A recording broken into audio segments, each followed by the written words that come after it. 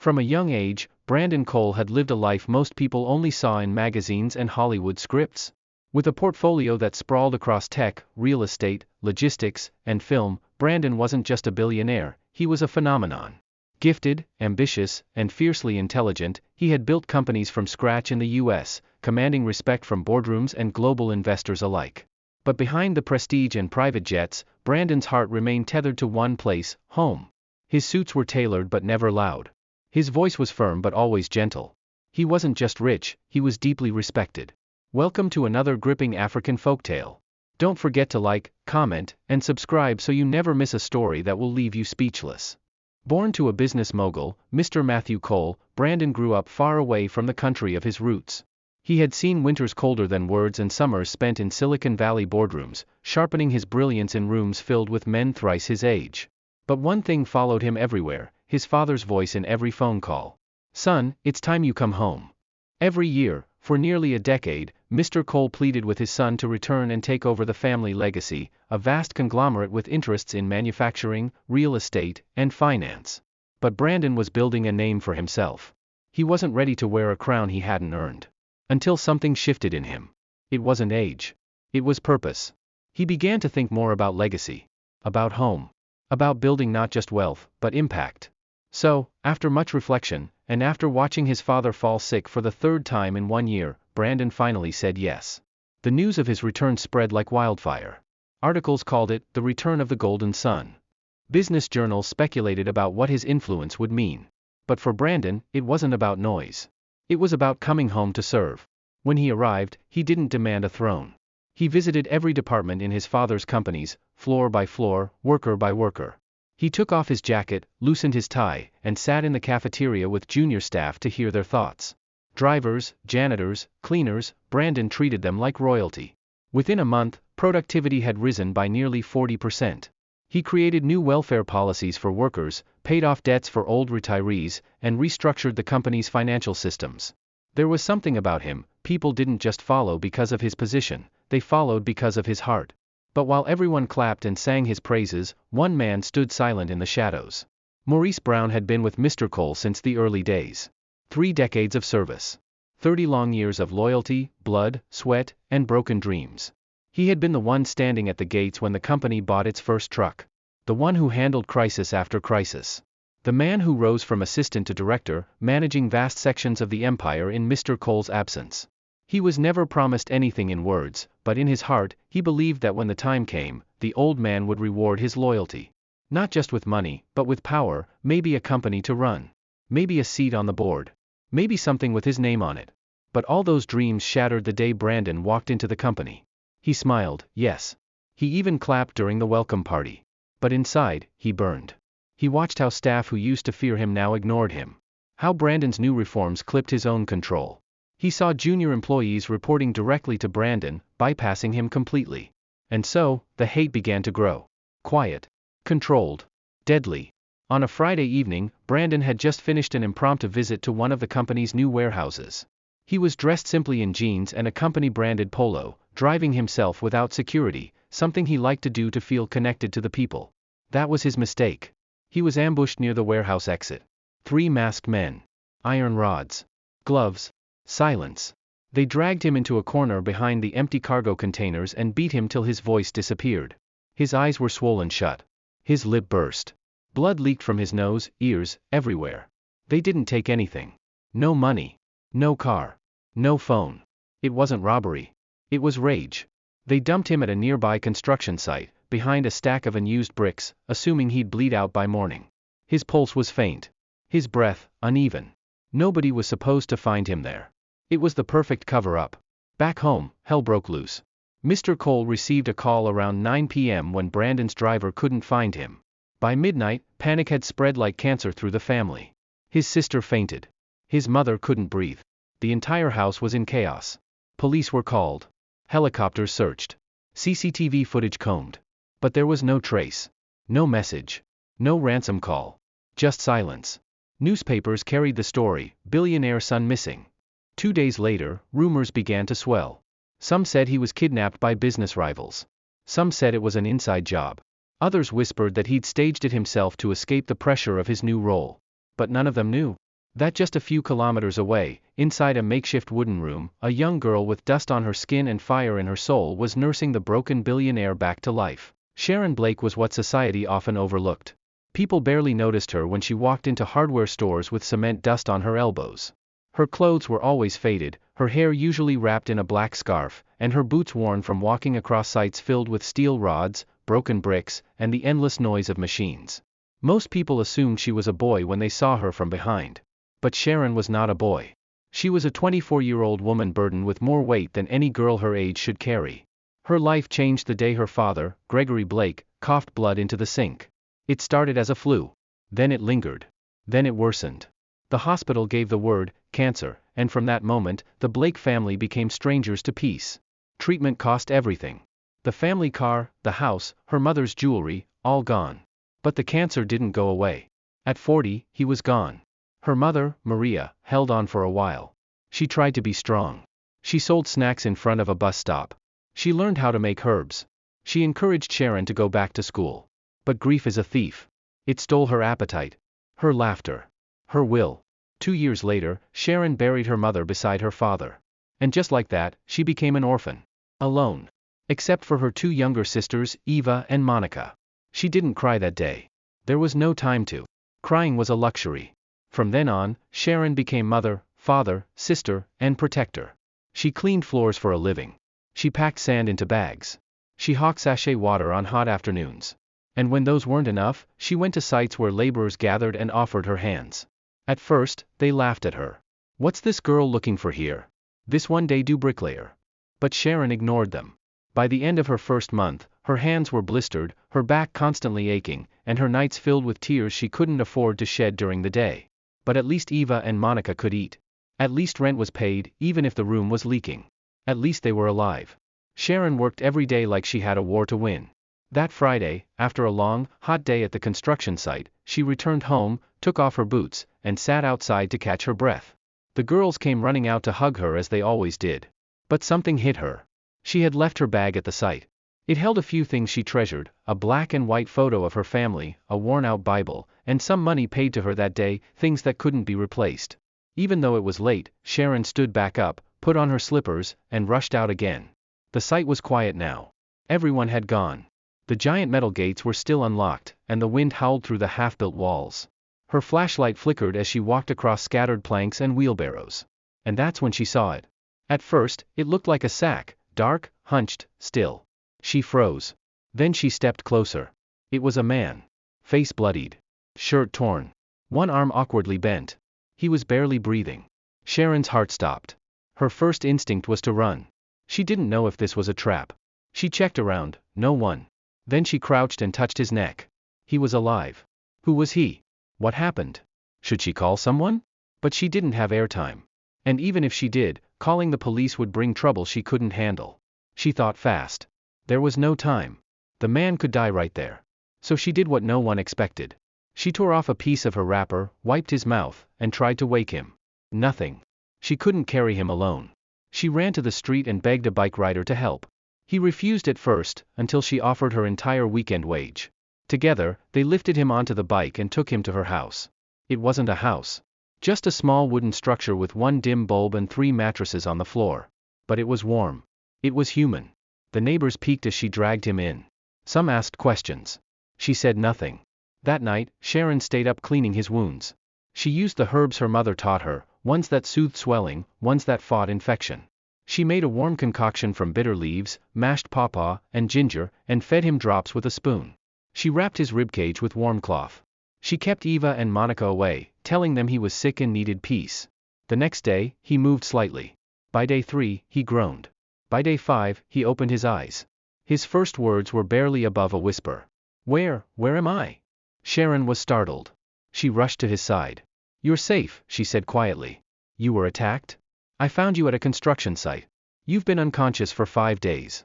He blinked slowly, confused. "Who are you?" he asked. "Sharon. I live here, with my sisters." He looked around the room. No tiles. No television. Just old curtains and a fan that barely turned.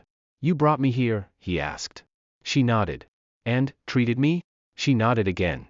For a moment, he just stared at her. Her hands were still bandaged from cement burns. Her voice was soft but unbroken. He whispered, "Thank you. You saved my life."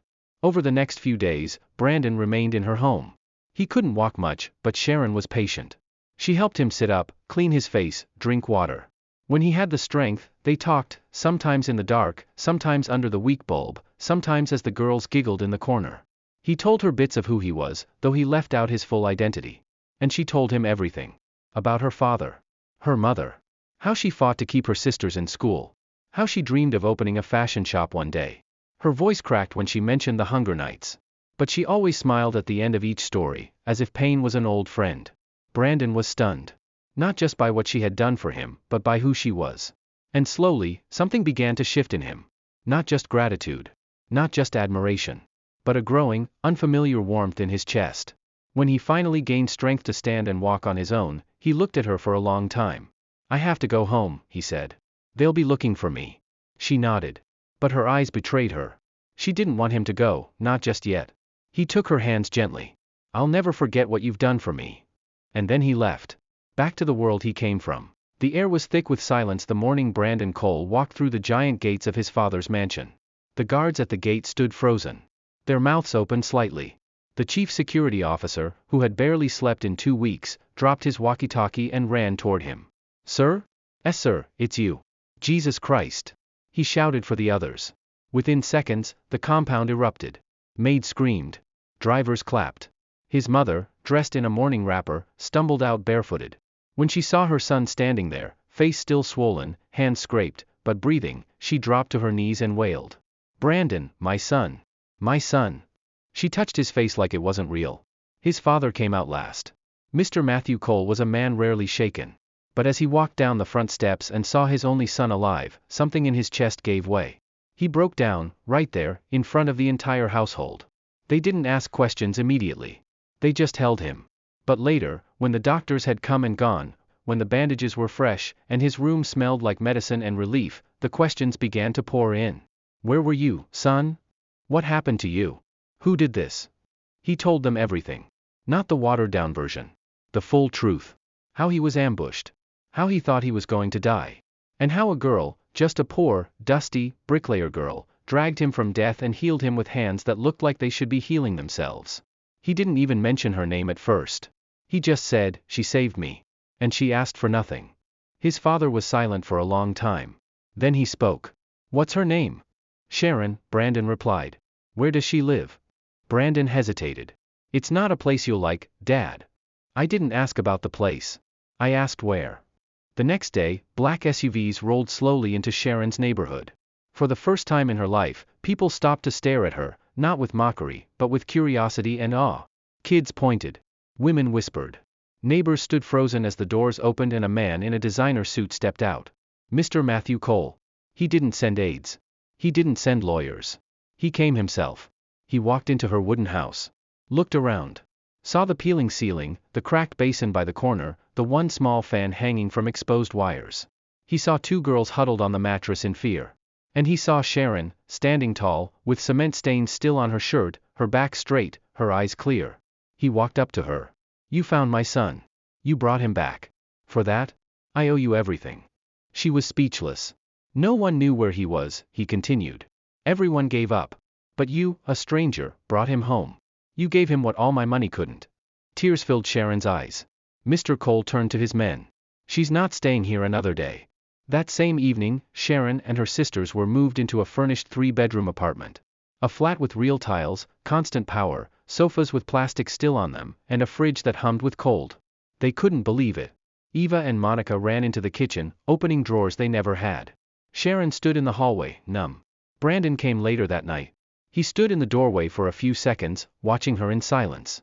"You don't look like you belong here either," she whispered. He smiled. "Neither do you." They both laughed. Then silence.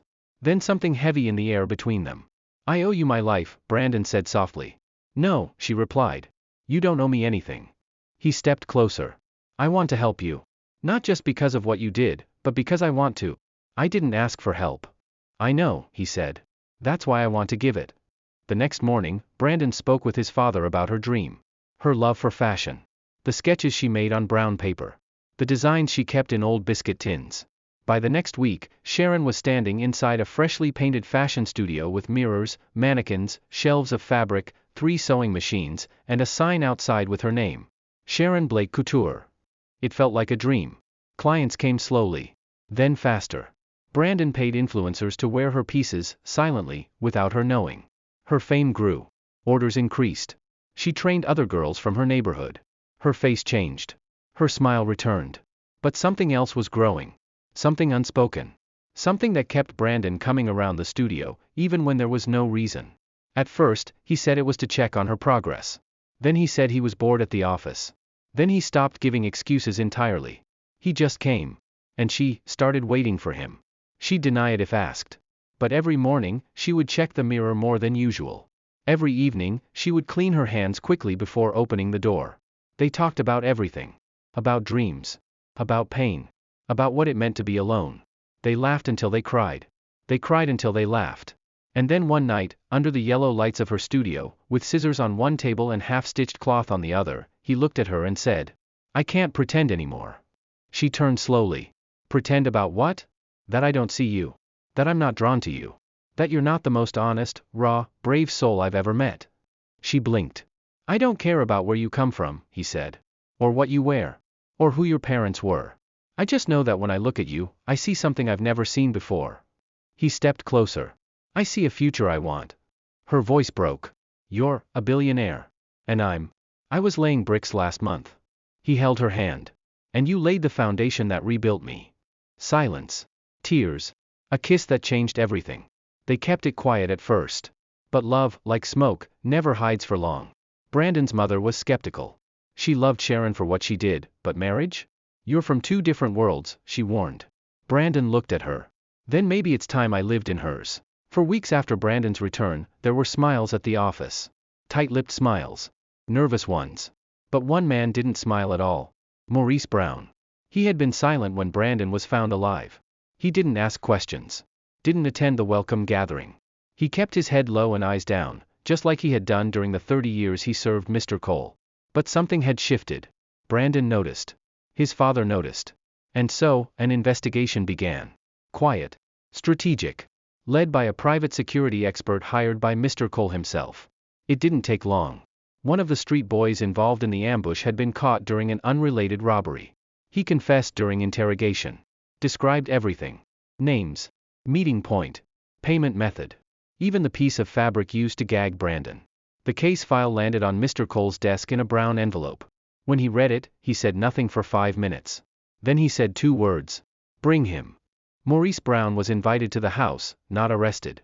He arrived, dressed in his usual well-pressed shirt, carrying a face that had rehearsed innocence. But the moment he stepped into the living room and saw both father and son sitting across from each other, documents on the table, a recorded confession playing from a phone speaker, his heart stopped. He didn't argue. He didn't cry. He just bowed his head. Mr. Cole stared at him. "You would have inherited more than you ever dreamed, Maurice. All you had to do was wait." Maurice looked up, eyes bloodshot. "I gave you everything," he croaked. "My youth. My loyalty. My life. And you gave it all to your son because of blood." Brandon leaned forward. "And you tried to take mine because of ego?" Silence. Mr. Cole turned to his guards. "Take him away. No drama. No public scandal." Maurice was quietly handed over to authorities. Later, he was charged with conspiracy to murder and attempted homicide. The company released a simple statement: "Mr. Maurice Brown is no longer in our employ." He vanished into the cracks of the prison system. No headlines. No sympathy. The gossip started small. Just whispers between boardroom assistants and security guards. Then it spread like spilled oil through the corridors of Cole Enterprises. They said the CEO had fallen in love. Not with a celebrity. Not with a politician's daughter. Not with a business tycoon's heiress. But with a bricklayer. The same girl who had been seen wearing baggy jeans and carrying cement buckets. The same girl who used to walk barefoot in the neighborhood before her makeover. Now she was riding in tinted SUVs, being dropped off at her own fashion studio, and attending charity events with the CEO's arm around her waist. People didn't know how to process it. Some called it a phase. Some said it was pity. Others swore it was witchcraft. But none of them saw what Brandon saw. None of them had seen her hold his bleeding body and whisper, "Please don't die," over and over like a prayer. None of them saw how her strength made him want to be softer, or how her resilience made him reimagine what success meant. To Brandon, Sharon wasn't just a woman. She was a war survivor who built her life out of ash. And now, he wanted to spend forever with her. It happened on a Sunday. A quiet dinner. Just the two of them. No photographers. No crowd. Just laughter, old music, and grilled fish. He looked across the table at her, no makeup, no designer dress, just the girl with the same eyes that first stared back at him in that wooden house. He stood up, walked to her, and knelt. She gasped. Brandon. He opened a small black box. Inside, the diamond sparkled like a tear in the sun. I've spent my life building companies, raising funds, acquiring things. But the only thing that ever truly saved me was you. You didn't just rescue me from death, Sharon. You rescued me from myself. Tears gathered in her eyes. He looked up at her, voice steady. Will you marry me? She didn't say anything for a long second. Then she dropped to her knees with him, held his face, and said, yes. Over and over. Yes. Yes. Yes. The wedding wasn't what anyone expected. It wasn't held in some gold-plated venue. It wasn't a billionaire circus. It was beautiful. Simple. Intimate. Elegant. Sharon wore a gown she designed herself, white lace, handmade embroidery, and her mother's small brooch sewn into the sleeve. Brandon wore a deep blue tuxedo with his father's cufflinks. Her sisters walked beside her, holding bouquets and beaming like sunlight. And when she walked down the aisle, people stood, not because she was rich, but because she carried her story like a queen. The vows were raw. Real. Full of trembling and truth. I came from broken, she said, her voice shaking. But you looked at my scars and called them gold. I never thought I'd be loved like this. I came from privilege, Brandon replied, but I never understood value until I met you. Tears everywhere. Even the hardest men wiped their eyes. After the wedding, life didn't just change, it blossomed. Her fashion studio expanded to 3 locations. She designed uniforms for schools and bespoke dresses for dignitaries. But she never changed. She still returned to her old neighborhood sometimes, with bags of food, books, shoes, and sewing kits. She still tied her scarf when cooking, the way her mother used to. She still prayed with her sisters every morning. Brandon, too, found himself evolving. More grounded. More giving. Their love didn't silence the world's noise, but it became louder than it. They traveled the world. Had 3 children, 2 boys and a girl. Sharon named the girl Maria, after her mother. But most importantly, they lived. Not just lavishly, but meaningfully. They held hands even in meetings. They danced barefoot on the kitchen floor. They fought, made up, prayed together, and started every anniversary with a trip to the construction site where she found him. It became their holy ground. Where cement met blood. Where wealth met dust. Where a man met a bricklayer, and together, they built a forever. And so, from a pile of broken bricks and betrayal, love rose like a building touched by grace. Brandon found more than healing, he found purpose. Sharon, the girl forgotten by society, became the woman the world couldn't ignore. But now, I'd love to hear from you. What did this story teach you? Do you believe love can truly rise from 2 opposite worlds? Was justice truly served?